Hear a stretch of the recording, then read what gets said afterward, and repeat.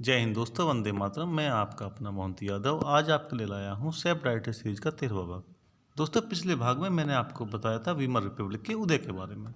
जैसा कि आपको पता है कि फर्स्ट वर्ल्ड वार के में जर्मनी बुरी तरह से हार गया था। देश में अर्थव्यवस्था का माहौल था और उसी माहौल में देश में वीमर नामक जगह पर नेशनल असेंबली के इलेक्शन हुए। उसमें गठबंधन सरकार बनी और जिस सरकार को या जिस कार्यकाल को वीमर रिपब्लिक के नाम से जाना जाता है। लेकिन जर्मनी को अभी भी उतना आसान नहीं था, क्योंकि एक हारे हुए देश में कई सारी समस्याएं होती हैं और उन्हीं समस्याओं में से प्रमुख समस्याएं बावेरिया में कुर्ट आइनर के रूप में सामने आई। कुर्ट आइनर एक लोकल लीडर था जो बावेरिया को एक अलग देश बनाना चाहता था और अपने इस मिशन को पूरा करने के लिए उसने एलाइड फोर्सेज की हेल्प प्राप्त करने के लिए बावेरिया में ये घोषणा कर दी कि फर्स्ट वर्ल्ड वार के आउटब्रेक में बावेरिया का कोई भी रोल नहीं है। फर्स्ट वर्ल्ड वार के लिए आउटब्रेक के लिए सिर्फ और सिर्फ बर्लिन ही उत्तरदायी है।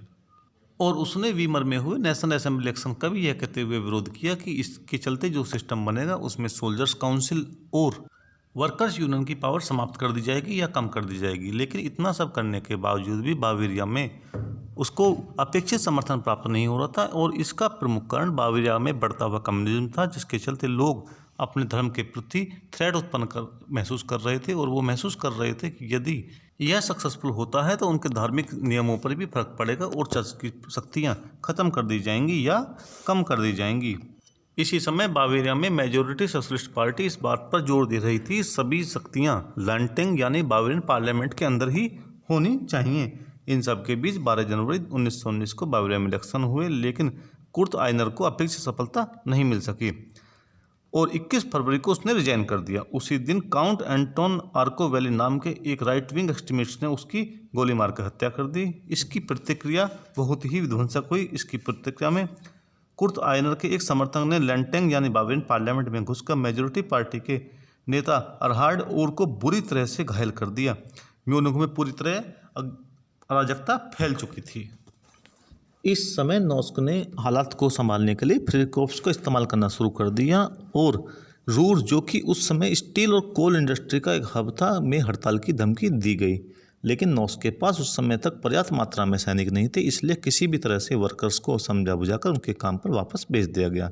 लेकिन कम्युनिस्टों ने अपना प्रभाव बढ़ाने के लिए दूसरे शहरों में भी प्रॉब्लम क्रिएट करना शुरू कर दिया। लेकिन वे नॉस्क का काम करने का तरीका जानते थे, इसलिए उन्होंने हड़ताल को टूल की तरह यूज करना शुरू कर दिया, क्योंकि वो जानते थे कि सैन्य लोगों पर फायरिंग नहीं करेंगे। 4 मार्च 1919 को पूरे देश में हड़ताल बुलाएगी, लेकिन कुछ ही घंटों में कम्युनिस्ट सेंट्रल कमेटी ने अपने लोगों से कंट्रोल खो दिया और उन्होंने हथियारों का इस्तेमाल शुरू कर दिया, जिसके बाद नॉस्क को मौका लग गया और नॉस्क ने भी कोई दया नहीं दिखाई। फिर कोर्प्स ने बर्लिन में घुसकर 10 दिन की लड़ाई लड़ी और कम्युनिस्टों को बुरी तरह से कुचल दिया।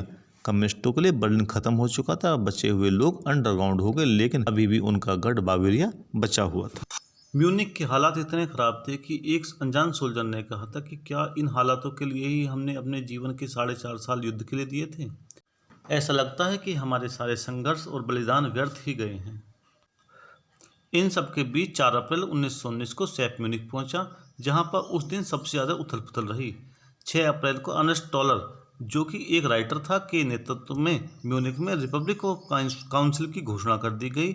इसकी प्रेरणा उसे 21 मार्च को हंगरी में हुए ब्रेडलेस तख्तापलट से मिली थी। टॉलर का प्लान हंगरी और ऑस्ट्रिया से मिलकर रिवोल्यूशनरी कन्फेडरेशन बनाने का था। उसे इस सब में वर्कर्स और सोल्जर काउंसिल्स का भी सपोर्ट मिला, लेकिन वह हालात को संभाल नहीं पाया। परिणाम स्वरूप सरकार में अराजकता की स्थिति उत्पन्न हो गई। इसी समय सरकार को चलाने के लिए पैसों की जरूरत को पूरा करने के लिए स्विट्जरलैंड से लोन की रिक्वेस्ट की गई, लेकिन रिक्वेस्ट को रिजेक्ट कर दिया गया। इन सब के चलते उन्होंने स्विट्जरलैंड के खिलाफ भी वॉर की घोषणा कर दी। दोस्तों, एक हारे हुए देश में किस तरह की प्रॉब्लम्स होती हैं, कैसे उथल पुथल होती है और हर दूसरा नेता अपने आप में एक अलग देश बनाने के लिए तैयार रहता है। ऐसी हालातों में जर्मनी को संभालना बहुत मुश्किल हो रहा था। बावेरिया में एक के बाद एक घटनाएं घट रही थी। बावेरिया को आज़ाद करने की कोशिश लगातार जारी थी और इन सब के बीच में म्यूनिख में भी समस्याएं बढ़ती जा रही थी और कम्युनिस्टों का प्रभाव बढ़ रहा था। और जैसा कि आप जानते हैं, कम्युनिस्ट जहाँ पर भी अपना प्रभाव बढ़ाते हैं वहाँ वे शुरुआत में ही अराजकता की स्थिति उत्पन्न कर देते हैं और यह सब जर्मनी उस समय फेस कर रहा था। दोस्तों, वीडियो को लंबा ना करते हुए मैं इस वीडियो की समाप्ति की घोषणा करता हूँ। उम्मीद करता हूँ कि आपको ये वीडियो पसंद आ रहे होंगे। दोस्तों आपसे रिक्वेस्ट है कि आप मेरे चैनल को सब्सक्राइब और वीडियो को लाइक ज़रूर करें, ताकि मुझे लगातार इस तरह के वीडियो बनाने की प्रेरणा मिलते रहे। जय हिंद दोस्तों, वंदे मातरम।